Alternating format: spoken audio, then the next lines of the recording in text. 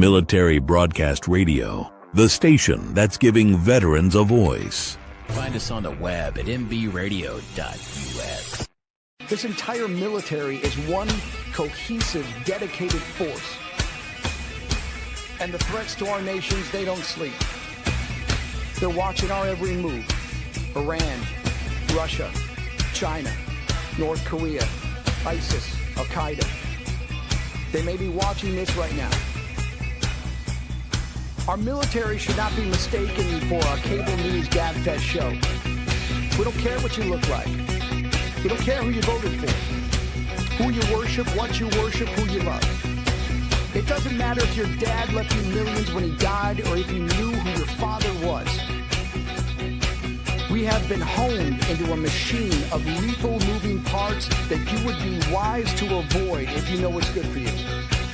We will not be intimidated. We will not back down. We've seen war. We don't want war.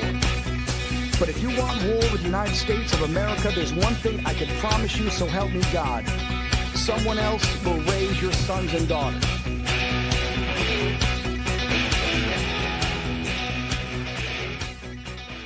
Military Broadcast Radio, the station that's giving veterans a voice.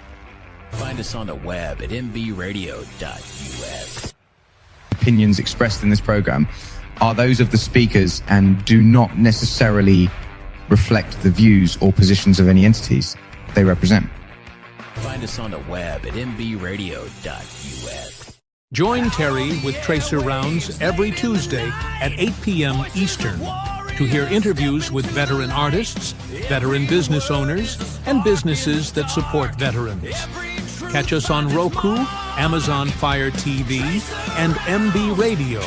If you miss a show, you can listen again on Reefs Across America Radio every Wednesday at 3 p.m. Eastern. Tune in to see if you are on target. MBR, giving veterans a voice. And welcome back to the Tracer Rounds podcast. I'm Terry, your host, and you're on Military Broadcast Radio, where we're giving veterans a voice. And tonight's voice is to Jeremy Stalnecker, who is a Marine veteran. Welcome, Jeremy. Well, thank you. It's good to be with you. I am so excited to have you on the show. I've been reading up on you, and I have to tell you, you have quite a legacy and quite a your trajectory from where you were to where you are now is quite impressive. And so can you tell us a little bit about you joining the Marine Corps and when you joined and why, and maybe some of the highlights of your career, if you don't mind? Yeah, no, I appreciate it. It has been it's been a strange journey. I'll say that. I don't know if it's been it's been a great one, but it's been a strange one. Yeah, so I was raised in a home that no one in my family really served. My grandfather served in World War II when he was very young, but it was something he kind of did, and it happened, and everyone knew it happened, but it wasn't a part of really his story. He didn't talk much about it. And so I wasn't raised around the military, but I was raised around people, not in my family, but kind of outside of my family who had served. And my dad was very patriotic, and anytime he could get me near someone who had served in the military, he would. And I grew up in a kind of a senior kind of retirement area in Southern California. And so there were a lot of folks who had served, some in World War II and, Vietnam and other wars, and at other times. And if my dad ran into them, he'd find some excuse to have me sit down and have lunch with them or something. So growing up, I heard all these amazing stories, and I just started to think about and understand that it was possible to be a part of something bigger than yourself and serve in these places and be a part of some of these stories that I had heard. And so at a very young age, I remember telling my dad I would really like to be in the military. Interestingly, and I joke about this, but it's kind of true. I didn't really realize growing up that there was more than one branch of the military. I thought, like, if you're in the military, you're a Marine. That's what you do, right? Everybody in the military is a Marine. And so I kind of knew, but I didn't know anyone who'd served in anything else. And so I remember telling my dad when I was a teenager, I really felt like God wanted me to be in the Marine Corps. And he said, well, I'm not sure that's God, but we'll do what we have to help you get to where you think you need to go. And so I did. It was important to my parents that I go to college before I do anything else. So I went to college. A family friend who was a Marine said there are some great commissioning programs. If you're going to college, you might as well go through a commissioning program. And so that's what happened. I went to officer candidate school in 1996, and I was commissioned shortly thereafter as a second lieutenant in the United States Marine Corps. Again, just like I didn't know there were other branches of the military, I also thought that if you were a Marine, you had to go into the infantry. I didn't know that they did other things in the Marine Corps. And so my whole life, I mean, I figured this out later, but when I was young, I thought, well, you go in the Marine Corps, you're an infantry guy, that's what you do. And so that was my dream. And man, it's a long process to get there, but thankfully, I ended up being an infantry officer. Served with 1st Battalion, 5th Marines, based out of Camp Pendleton. And for me, that was, in a lot of ways, it was the fulfillment of, my lifelong dream from the time I was a kid. That's all I had wanted to do. Served with 1-5 with 1st Battalion, 5th Marines, did a number of deployments, just kind of peacetime, not kind of, they were peacetime deployments prior to 9/11. Yeah. And then 9/11 happened. I was actually on the rifle range when we got word that the towers had been hit and everything changed. As you know, as anyone who served during that time knows, the whole world changed, certainly. Yeah. But in the military, everything changed. The way that we trained, the things that we did, the things we were concerned about, the things we didn't care about anymore, all of it changed overnight. And we started to get ready for what would happen. And for us, for the 1st Marine Division and 1st Battalion, 5th Marines, what happened was we went to Kuwait in January of 2003. And then March 19th and 20th of 2003, 1-5 was the Marine Infantry Battalion that went into Iraq and secured the southern objective on the border, kind of the center axis of advance into the country. First KIA of the war, Lieutenant Shane Childers, is one of our Marines. And every time I have the opportunity to talk about him and say his name and remember him, I try to do that. But that all happened. We made our way to Baghdad. Once we got to Baghdad, the Battle of Baghdad on April 10th was our battalion. And so crazy time, a lot happened there. And just as chaotic as that was, it almost as quickly came to an end. And we stayed in Baghdad for a couple of weeks. We retrograded back over the course of another month and eventually came back to California. I had already made the decision to get out of the Marine Corps. And so after all of that, after doing the thing I had dreamed about my entire life and the thing I'd always wanted to do, leading Marines in combat, I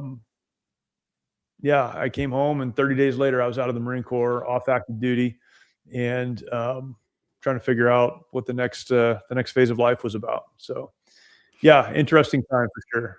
So how was it coming out of that environment and then redeploying and then being a civilian out of uniform in California? What did that look like? Did you struggle with that at all, or was that an easy transition for you? Yeah, it was terrible. So it's interesting when I talk about this because I transitioned into, it wasn't really a career field, but I went into ministry. So I started to work at a church. It was the church that my family and I had been a part of. I don't have a seminary or a Bible background or degree, but there were a lot of things going on at the church. There were building projects and all kinds of stuff happening. And so my pastor at the time said, if you ever want to get out of the Marine Corps, you have a job here. I need leadership, and you can handle kind of oversight of these projects and doing some of these things. And so at the time, my wife and I had been married a couple of years. We had 2 small children, and it just seemed like the right time and the right thing to do. Really made the decision actually prior to even deploying to Iraq. So I was already headed that direction. And I thought, and I think everyone thought, that would be an easy transition. You're in a great community of people that love you and care about you. It's a job that you care about. But in 2003, no one was talking about, certainly not post-traumatic stress or combat trauma or any of these issues that we talk about now. Right. But also, and probably, even bigger in my situation, no one was talking about transition. We had a class that you were supposed to attend when you were getting out of the military, out of the Marine Corps. I remember showing up to that class probably 2 weeks before I checked out. And the staff NCO that was running is like, "Hey, sir, You don't need to stay for this. Just bring me your paperwork. I'll sign it off and you can just go. You don't need to be here. That was 2003. Again, we weren't talking about any of these issues, nothing. It was just kind of like, just go through the thing and get people out.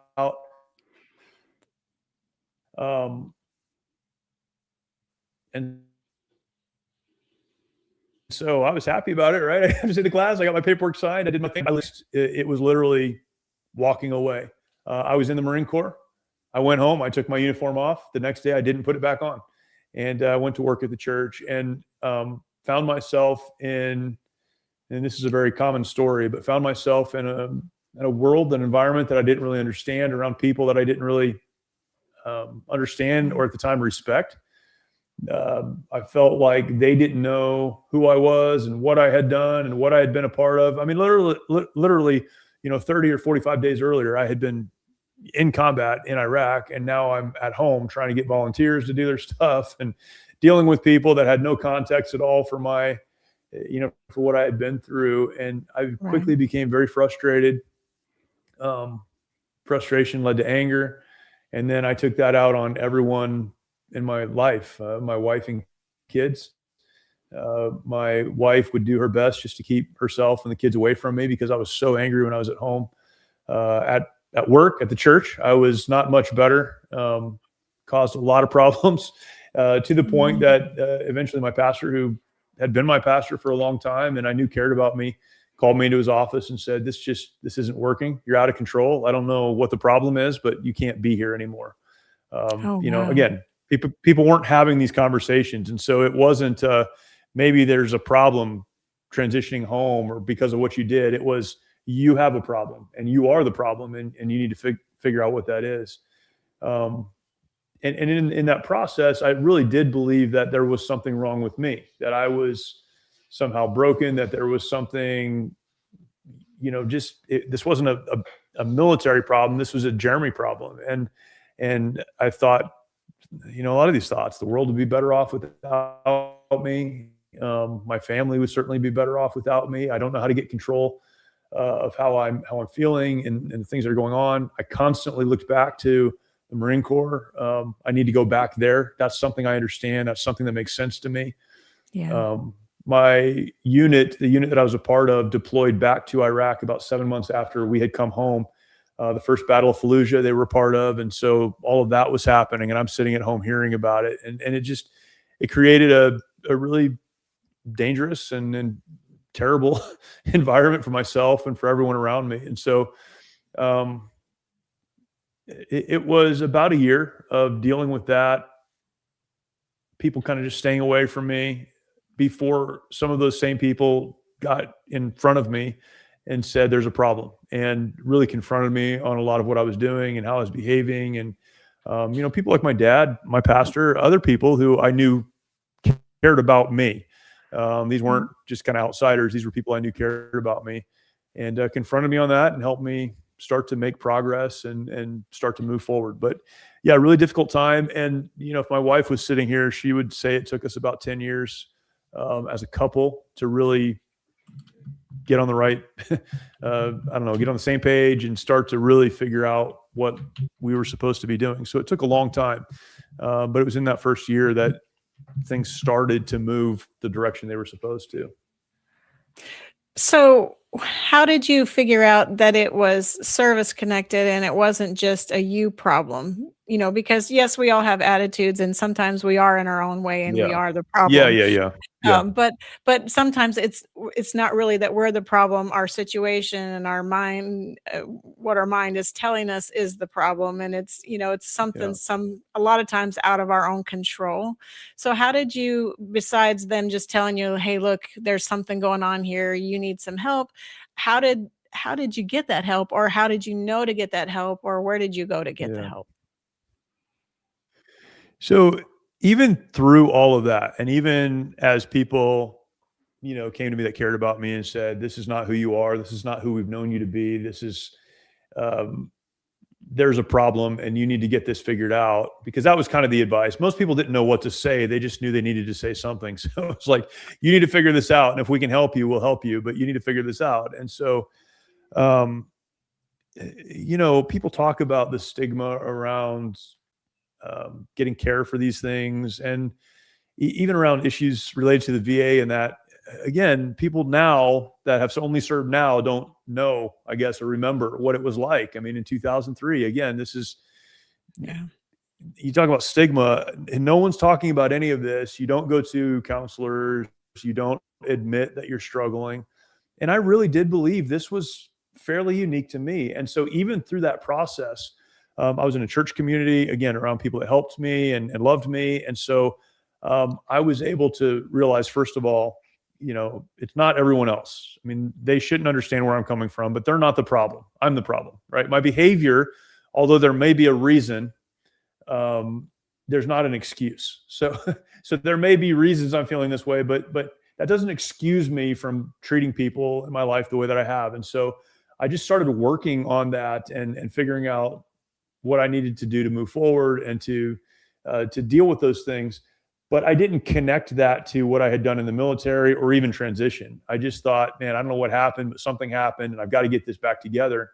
Yeah. And so a big part of that for me was not staying connected to people I served with.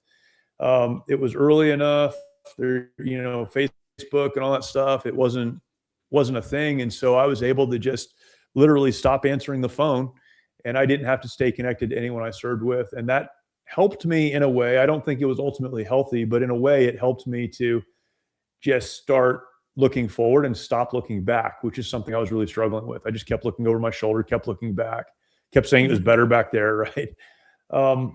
And so I didn't connect this to anything that I had done for about 10 years. I was struggling. My wife and I were struggling. We were trying to figure things out, talking to people we knew could help us, fighting through things, and it just wasn't great, but we were kind of limping along and making some progress.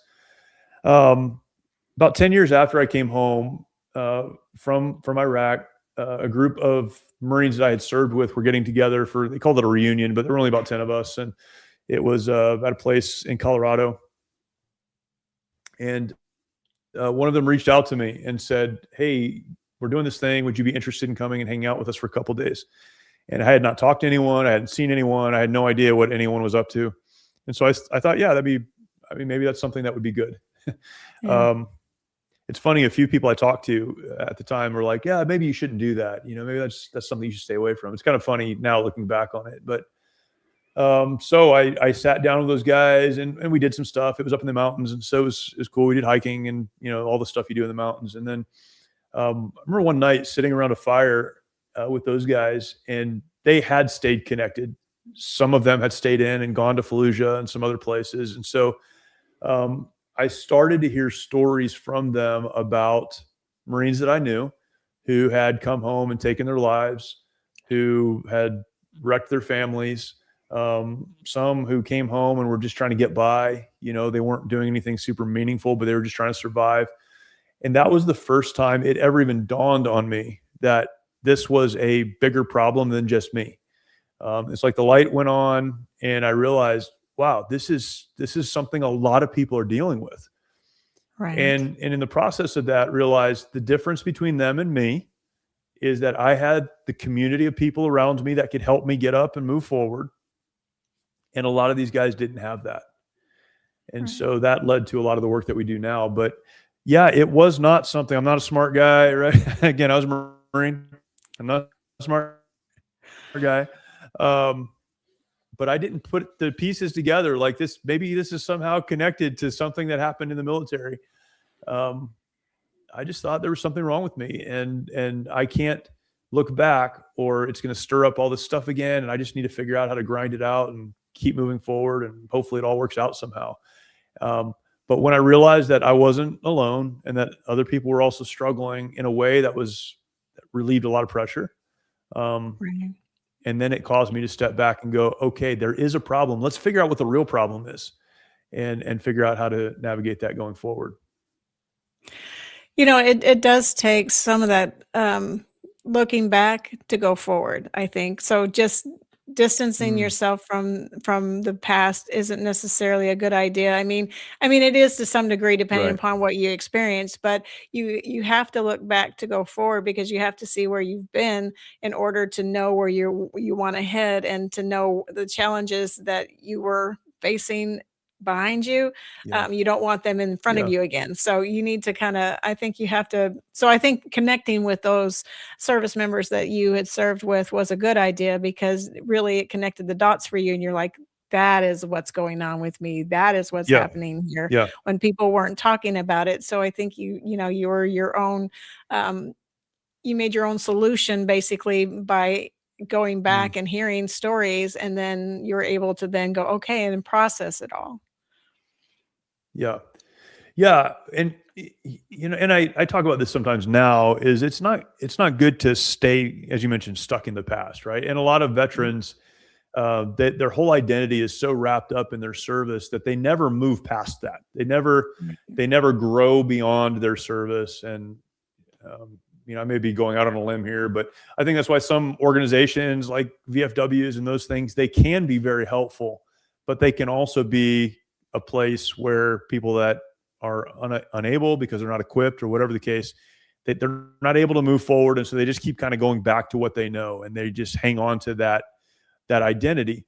And that's probably a terrible example, but that can be very helpful to have those communities of people. But as a source of pride, as a source of input, as a source of people who get you that can talk to you, but the goal has to be to move forward. And I think so many in our Yes. community are comfortable with what they did and and and unwilling to move past that. So yes, look back to be informed about how to move Right. forward, but you've got to be Absolutely. forward facing or you're going to get stuck. Yes, I 100% agree with that. That is good advice. So, after you kind of figured out what was going on and you started working on relationships and trying to get yourself back in a good place, in a good headspace, then Yeah. what did you do from there? Because didn't you take on a pastor of a church yourself too, after that? Yeah. Yeah. So, here's advice to anyone who's struggling after combat. Don't become a marriage counselor and don't become a pastor because those are the two things I did. And it was wild. So it's funny. Again, I don't have a seminary degree. So, I always tell people I can read, so I know how to learn. But um, I went to work at that church. And at the time, my wife and I had been married for a few years. I was 26, I think. So we were pretty young. We had only been married for a few years, but I was the only guy on the church staff that had been in the military. So I was given the dubious, if you will, responsibility of counseling the young military couples. So my marriage is falling apart, and I am trying to offer good, strong counseling advice to these couples who are also struggling, right? And so, Right. not super healthy. Started to get things figured out, started to move forward just while I was there. And I served at that church for 5 years. So that was, even 5 years before I had this conversation with these Marines. Oh, wow. But I was healthy enough to continue doing what I was supposed to do in ministry. And I became a pastor during that time. So I had been pastoring a church. I was a senior pastor of a small church in Northern California for almost 5 years before I sat down with those guys and had that conversation. Oh, And wow. you don't know what people are going through. My wife and I, we're doing fine in terms of how we presented ourselves to the rest of the world. And it wasn't like there was physical abuse or anything like that going on. We were just in different places. We didn't see the world the same way. We were struggling to, we were raising kids, but we certainly were not on the same page, moving in the same direction, but we had kind of a common goal as I was pastoring the church and trying to help other people. And so that kept us together, kept us going. Yeah. Um, faith has always been something that's been very important to me. I'm a Christian. I became a Christian, pretty young. My dad was a pastor. I was raised in a Christian home. And were it not for faith and an understanding of God and God's plan and those kind of things, I wouldn't have made it at all, I don't think. Um, and so I stayed focused on that, and I believe that God had a plan, and I believe that God, could provide healing and direction, and I believed that and moved toward that. But the Right. missing piece was understanding that the things that had happened, back here 10 years earlier, whatever the case, really did impact me. And so that was the reason. And I needed to address that. I needed to address those things that we had seen and been through, and even the transition. I needed to understand how to get clarity around identity. This is a huge piece. This is something that I talk about all the time. But the military, the Marine Corps was amazing. It was something I'm very proud of, but it was a job. It's not who I am. It didn't make me more or less who I am. And I needed to find my identity in, again, as a Christian, I would say in God and in his plan for me. And so that changed everything. It was like I had all the pieces, but I was missing one. And when the missing piece kind of came into play, where I realized then everything else was able to align, and I could see it. It's almost, for those that have been on a range at night, man, if the illum is not good, you can shoot and try to hit that target, but you can't always see it. And I felt like I was shooting the right direction. I had the right intent. I just didn't exactly know where the target was. And it was having that conversation with those guys, and then a lot of things that happened after that brought that target into focus. And I was able to actually, start making meaningful change and moving forward in the right way. So after you pastored, then a job opening came up, and it's with Mighty Oaks Foundation, and you became the CEO of Mighty Oaks. Can you tell us about that and how you transitioned from being a pastor to this role? Yeah. So, it wasn't exactly that clean. It was like everything else in my life. It's been complicated. So one of the guys that I met, I met with those Marines that I knew that I had served with, but that meeting or whatever was facilitated by another guy, former Marine named Chad Robichaud, and he and his family, he had served in the Marine Corps, and he had transition issues and wanted to help other people. And so had started the Mighty Oaks Foundation, was trying to get it figured out and get it going. And we met during that week that I was there, and he said, man, I'm doing this thing, explained to me what it was. I want to help veterans who are coming home from combat. So specifically combat veterans. I want to help them know how to get the help that we need. And I want to do that. I'm just not exactly sure how to structure something like that. What does that look like? And, there needs to be curriculum and all the kind of things. Right. And I had a background in that. And so he said, would you help me, build this out? And I said, sure. So I was pastoring the church. And then about once a month, we would do a program. Mighty Oaks Foundation, still today, we work with veterans, service members, now first responders, now for the last 5 years, first responders, and spouses. And what we do is really simple. We have 5-day programs. It's very similar to the format from the beginning. 5-day programs where we bring either men or women. They're separate programs, essentially the same process, but men's or women's programs. And we talk about trauma. We talk about all these issues that no one talked to me about, and address those, but address them from not a clinical perspective, but from a faith perspective. And so we built that out. This was in 2012. So built that out. And then once a month, while I was still pastoring the church, we'd go and do one of those programs. And it was one of those, we'll do the best we can to help people that we know and people that we've served with. And, eventually we'll stop, right? And people will be helped, and we'll stop. The war will end and it'll be over. And that's not what happened. Right. We got to the point where we were doing a program a month and then more.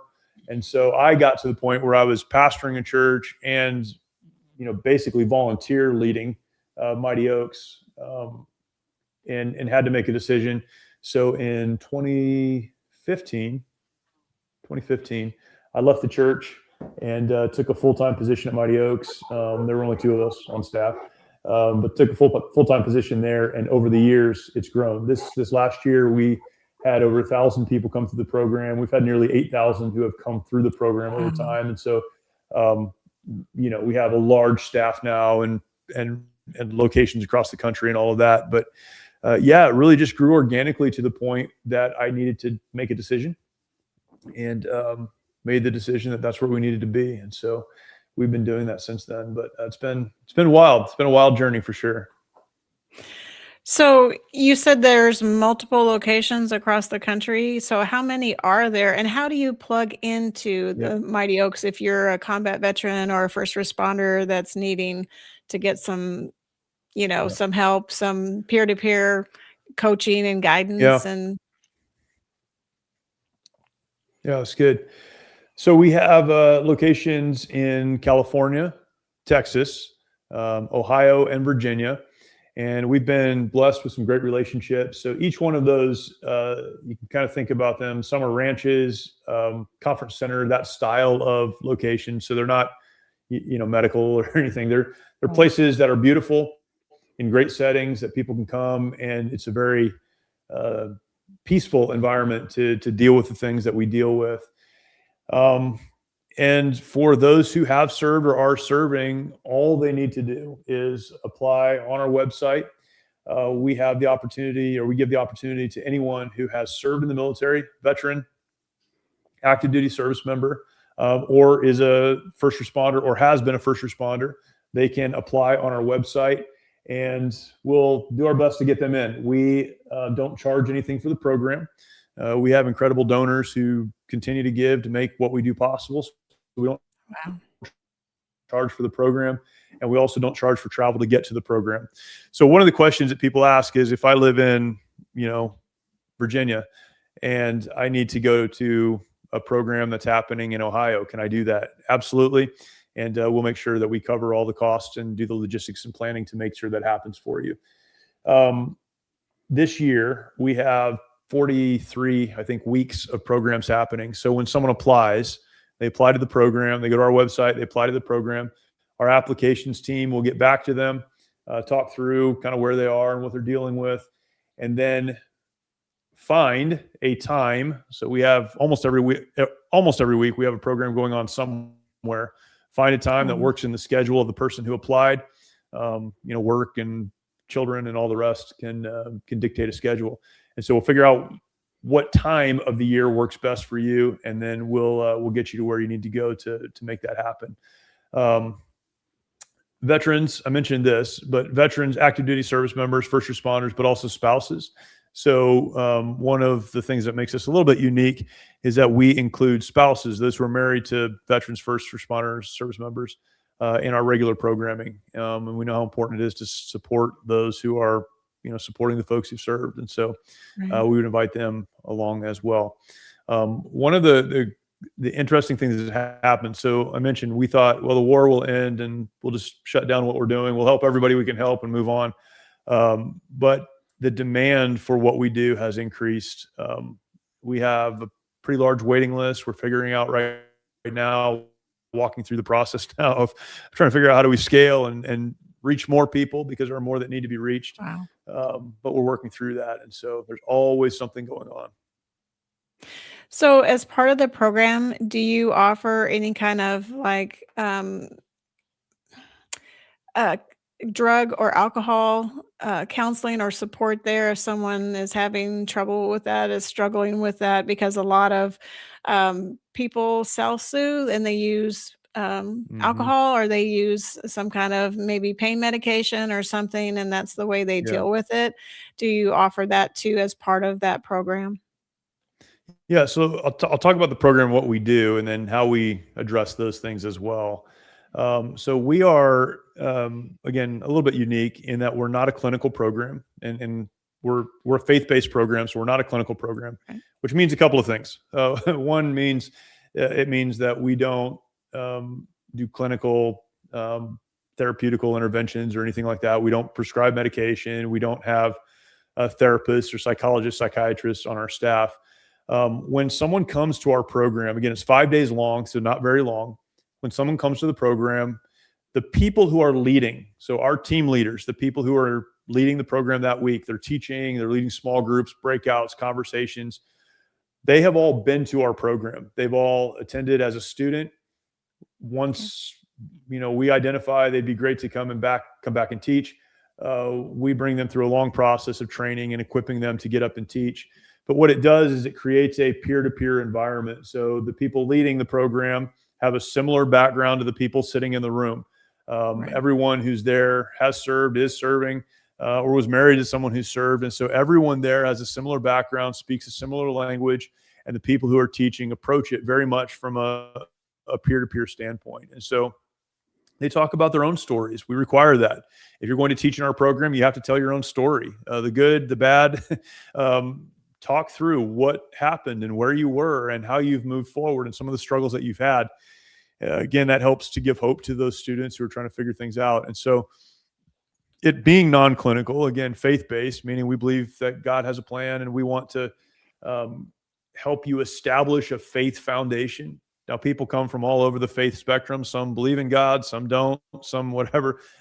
Every different opinion you can possibly imagine, but that's fine. Come and hear what we have to say and make decisions for yourself. But we want to help establish a faith foundation. And since we're not a clinical program, a lot of folks with clearances they're afraid to lose, or jobs that would be impacted if they're getting help for post-traumatic stress, they can come to us and get help. And that's not reported back to their command or to their department if they're a first responder. And so it's opened up the door for a lot of people to get help that they would not otherwise get help. And so that's been great. Over that 5 days, we really work to give people hope, to help them understand that they can move forward wherever they are, whatever mess they happen to be standing in, they can move forward. As you mentioned, a lot of people on the other side of trauma and even transition issues will self-medicate. So often the problems are not the problem. The problem are the decisions that were made after the problem. And so that has to be addressed. And that's not something we can necessarily deal with during that 5 days. So what we do after someone's been with us for 5 days, they go home, but they're plugged into our aftercare program. And we have an aftercare staff that works with every single graduate intentionally for 6 months to help them get to the other resources they need. If they need counseling, we connect them to counselors that offer their services to our graduates at no cost. We have drug and alcohol programs that we're connected to that are either no or low cost, depends on the program, but we can connect them to the right places there. Whatever other resources they need to kind of walk out the decisions they made during that week, we'll help them with that. And so 5 days isn't very long, doesn't sound like it's very long, but it really is a long process. The 5 days is a starting point, and then we'll help you get whatever other help that you need on the other side of that. And so, we, over time, and we've been doing this long enough now that we have a very extensive network of people, and there's some wonderful people in our country.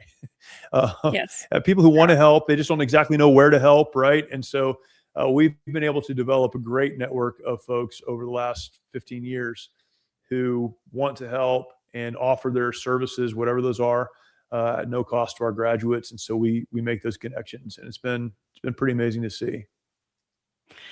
And you said you've run about 8,000 people through the program? Yeah, almost 8,000 people through that 5-day program, which is a lot. But then on the other side of it, so that's what we call recovery. This is how we differentiate it, but that's recoveries. But on the resiliency side, we speak to thousands of folks every year, more than 10,000 people a year. Typically, we'll talk to, whether it's at active duty commands or conferences or police departments, fire departments, other places.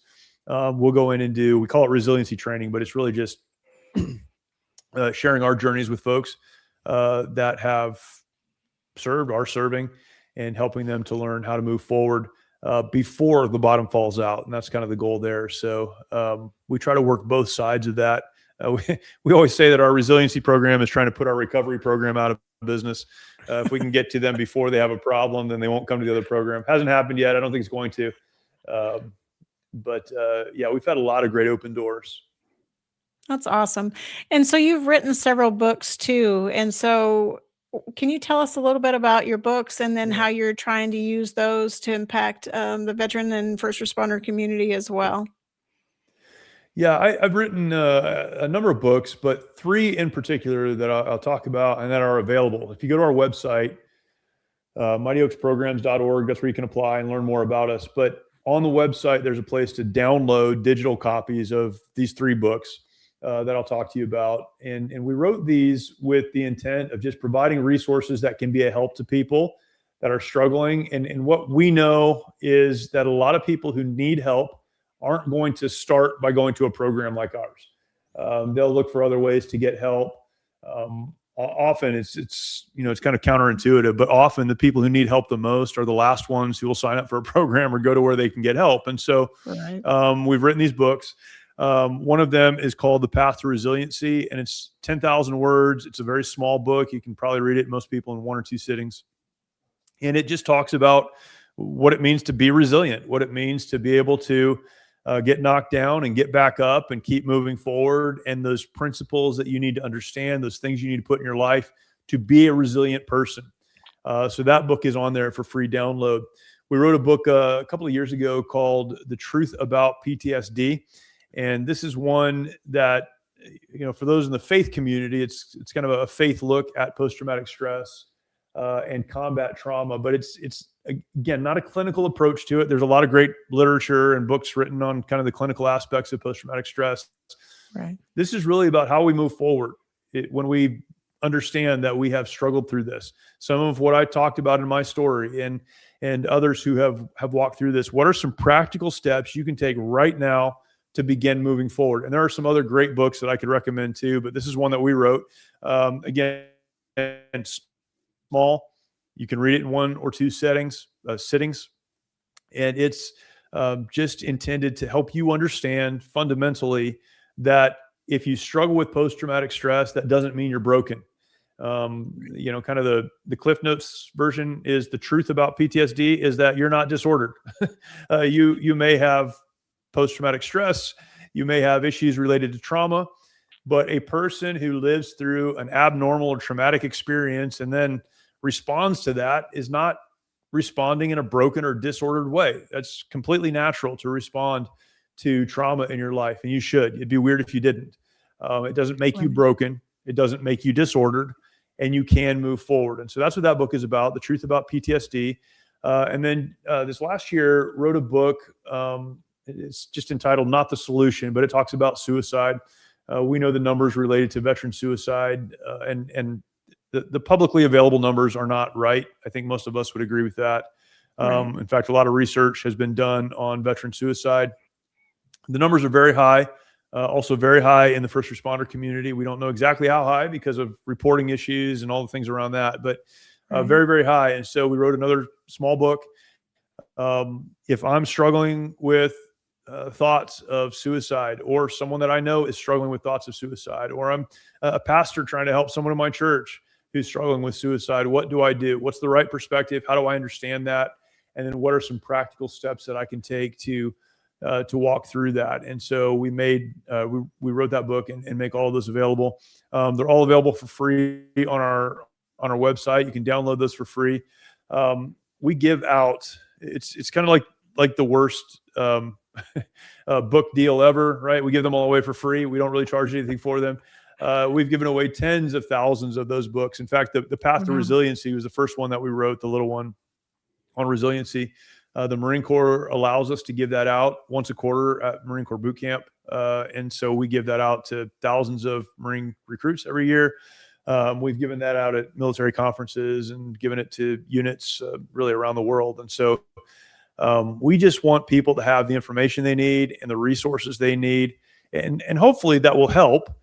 But then it can be a stepping stone to the next thing, which is, maybe coming to a program or getting into a community of people that can help them and encourage them as well. And so just trying to get as much out as we possibly can to help people who really need it. Also on our website, those books are there. Also on our website, there are videos. There are, a lot of testimonial stuff, people talking about their own struggles and how they overcame those struggles. A lot of other great content is there intended to help. It's all free. It's all accessible. And we just want people to be able to plug in. There is hope. And the problem with so many of these issues that we talk about is you feel alone, like I did, like a lot of other people do. And you start to believe you're alone and you're not alone. And so we want to make it possible for people to get, as much input, as much help as they can to get unstuck if they're stuck, to get to the place where they can get the real healing that they need. Yeah, I mean, you're right. You feel like you're the only one that's going through it. You're the only one that's facing these challenges. And so there must be something wrong because, nobody else is dealing with this. So you bringing that forward and then getting the word out ahead of time before people start dealing with that, like taking those booklets to the boot camps and, getting out ahead of their service, basically, to let them know that once they experience some of these things, they can look for these signs. They know what to be looking for in themselves and in each other so they can help their friends. They can help say, look, I think you're going through something and you're not broken, but I knew tools to fix it, or I know ways we can engage with, those partners that would help us through that trauma or that experience. So that's really great avenue to go. That's exactly right. And a lot of people probably who would be listening to this have experienced this to one degree or another, but it really is hopeless when you feel like you're alone. Isolation destroys people, and you start to think, man, I look at everyone else, right? I look at people on social media. I look at people in my community. I look at people around me, and everyone seems like they're doing fine, and I'm not doing fine. Well, kind of the big secret is a lot of them aren't doing fine either, right? And they just do a pretty good job of projecting something else, and so it looks like they're doing okay. They're not doing okay. And so the way that you feel, it's real to you, but it's also not true. And you need to be confronted with truth. You need to be confronted with other people that have had a similar experience to you and struggled in the same way, so that you can take those dark thoughts that are rolling around in your head that are pushing you further and further away from help. You can take those dark thoughts out into the light. And once you start talking about it, and once you start realizing that other people have struggled and other people have hurt, and there is hope because those same people have also gotten help and put marriages back together and are gainfully employed and doing things that matter and doing things that make them feel good. Once you realize that, man, it changes the game completely. And so, so much of this is just about that. It's about us just helping people realize that you're okay. You're okay. You've been through something. You've seen things. A lot of people, the trauma that they've experienced happened in childhood, and then they took it into the military, and so they've never dealt with it.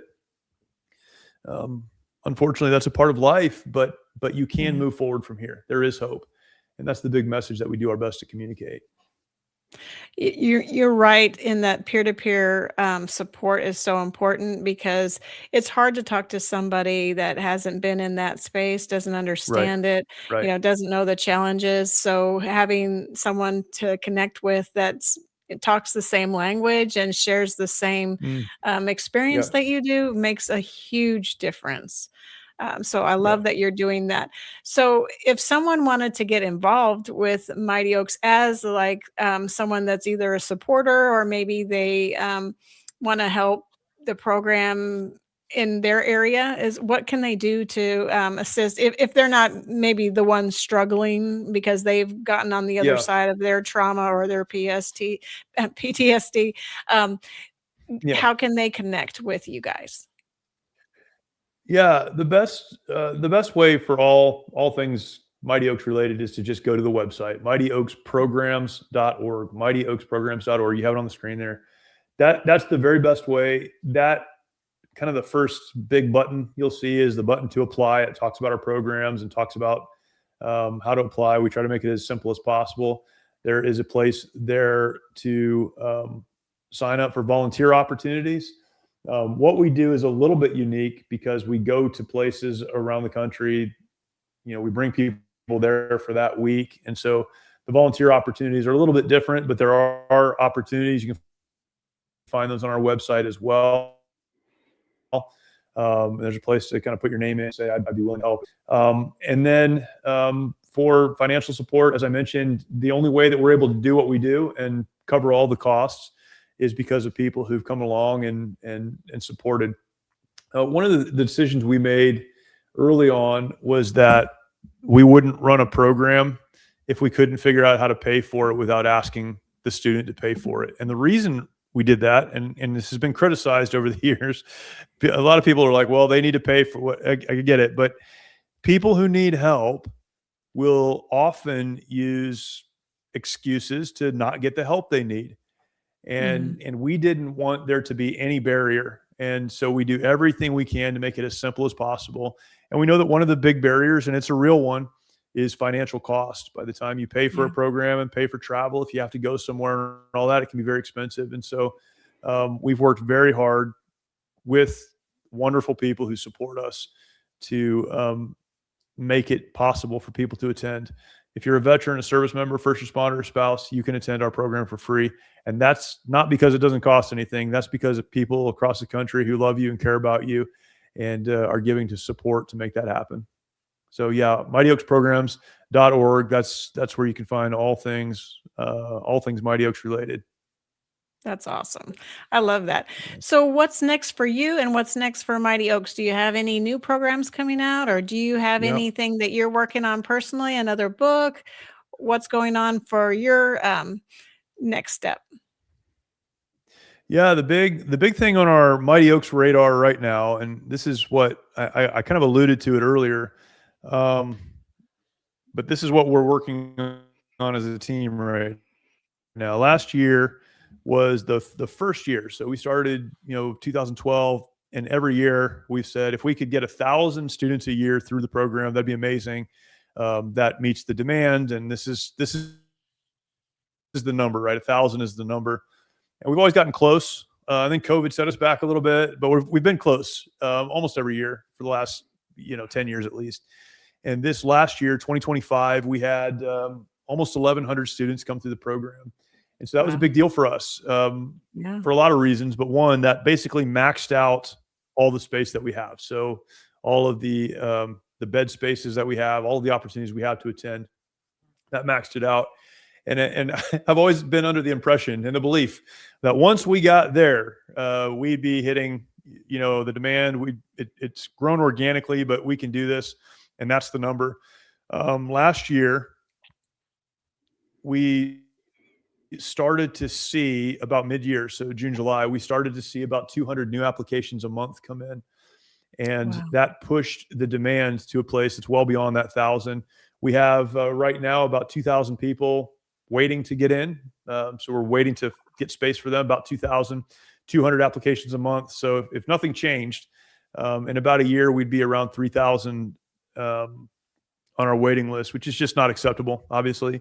And so we're working through that. That's the big discussion every week for us right now, is how do we scale to reach more people, and what exactly does that look like for us? So we're working through that. We've got some solutions. We've already done some pilot testing, different kind of formats and different things. And so I'm pretty excited about what that will look like by the end of the year. And I think we'll get to the point where we're able to continue to meet the demand as it grows. So that's the big thing. I mentioned to you, I think before we started, that we're building out our headquarters in Texas. And that's exciting as well. That gives us a place to have a studio facility. We do a lot of media, and so that's a place to do that. Offices, our whole team, our whole staff works remote right now. And so that will give everyone a place to actually work, which will be nice. And then we'll have a part of that building will be for programming. So that will increase our ability, our capacity for programming as well. So excited about that. That should happen by the end of the year. It's in the process of being built right now. We should be in by the end of the year. We're kind of on track to do that. So yeah, a lot of good things happening, and a lot of big things happening. And someone asked me the other day, what do you do next? Or what will you do next? Kind of what you asked. And my answer was more of the same, just a lot more of the same. We just want to do a lot more of the same, and continue to meet the demand and help as many folks as we possibly can. That's awesome. So if you, If you were to give advice for someone that's feeling stuck, that doesn't know where to turn, what to do, I know you go to the website and you sign up, but what if they have Yeah. like a problem getting to that point? What would you tell them to encourage them to go ahead and sign up? Because, like you said, there's a waiting list, so they may have to wait for some services through Mighty Oaks. But what would you tell them to Yeah. start that journey of healing and kind of hope? Yeah, well, on the waiting list side, that's true, and it just depends on kind of where you are currently and how critical your need is at the moment as to where you fall on that waiting list. And we got a team that figures that out, but we also have a team that exists completely to help people who've signed up but may not be able to get to a program for a little while to get the resources and connect to other things that they need. And so the first step is to fill out that application, talk to our folks, and then we'll figure out how we can help you right now. Even if that means you're going to have to wait a little while to get physically to a program, we'll do our best to get you whatever else you need to make sure that you are moving forward. But there is a point, and this is what's sometimes frustrating doing what we do. There is a point where I can't make a person sign up.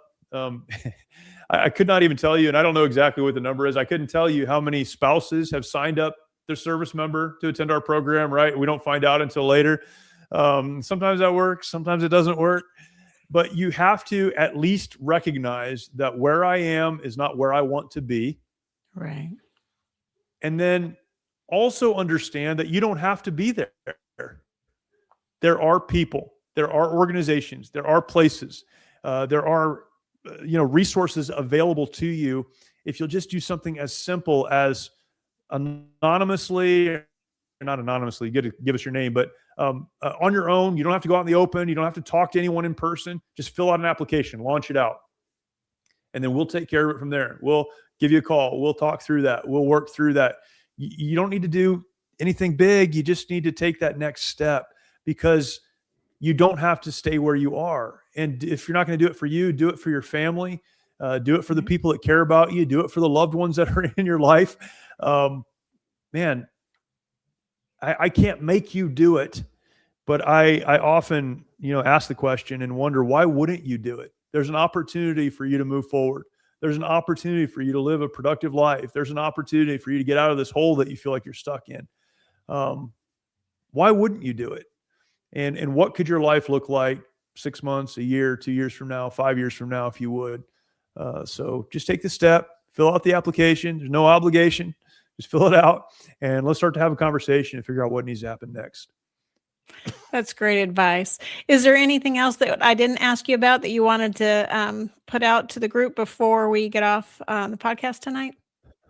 No, I appreciate it. I love this conversation, and man, these conversations are so important, and I appreciate that you're doing it. People in our world, in our community, need to hear from other people like us who have served and who struggled, and there's something that does give hope in that. And so I really just appreciate you and appreciate you having these conversations. So thank you.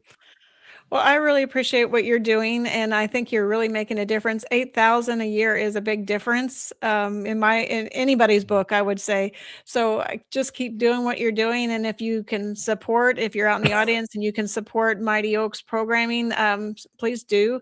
And if you can volunteer time to it and you're in the area, do that as well. So Jeremy, thank you so much for being on tonight. I really enjoyed our conversation, and I really enjoyed learning more about yourself and about Mighty Oaks programming.